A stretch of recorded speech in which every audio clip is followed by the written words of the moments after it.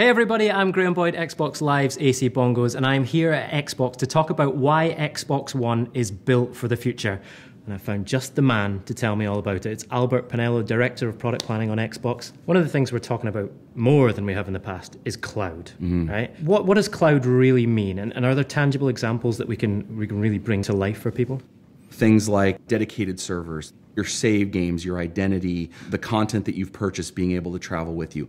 There's intangible benefits with things like cloud processing, and it's an idea that over time they can start offloading some of the compute onto the cloud. So one of the great benefits of the cloud for me is that I can take my profile wherever I go, right? Not just your profile, but your pins, your home screen, your content, your saved games, your achievements. Basically, any Xbox One anywhere in the world is your Xbox. So we've got an all-new and improved Kinect with every Xbox One as well. What are the benefits of that? The technology behind the new Kinect is advanced and as big of a leap from the Xbox 360 Kinect as the new console is.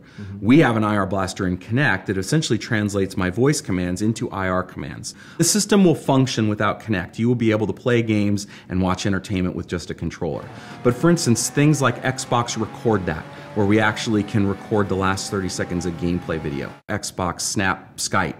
Those types of things are so much faster with your voice and with the natural interaction than they would be using a traditional controller. And another thing that's going to save time and kind of ease some complications is Kinect recognizing who's in the room, who's engaged with the experience, and who's holding which controller as well, right? Kinect can actually recognize up to 6 different people.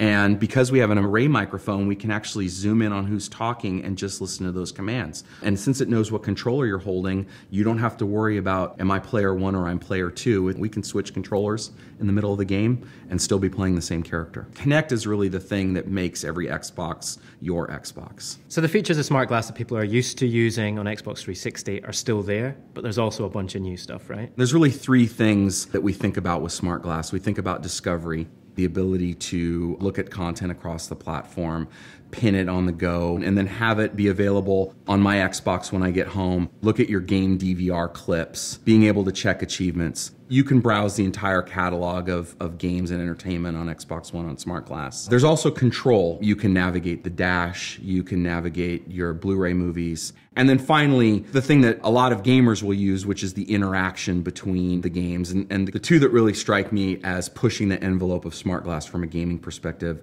are what Crytek is doing with Rise and what Capcom's doing with Dead Rising 3.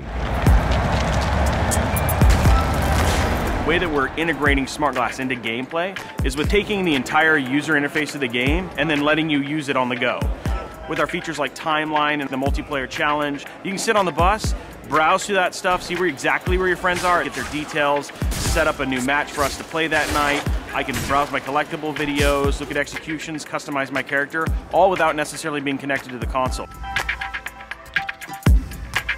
Being able to tap into smart glass has been a lot of fun for the team, but we're hardcore gamers and we want something that's going to be additive to the experience and not like intrusive or obstructive. When that evolved into, we should just make your phone a phone and you get calls. So you get like mission calls on your smart glass device. You'll actually hear a little voice in there and it has its own story and it has its own characters, and as you complete these missions, you get more out of the narrative, you get more out of the missions, you get more content to explore.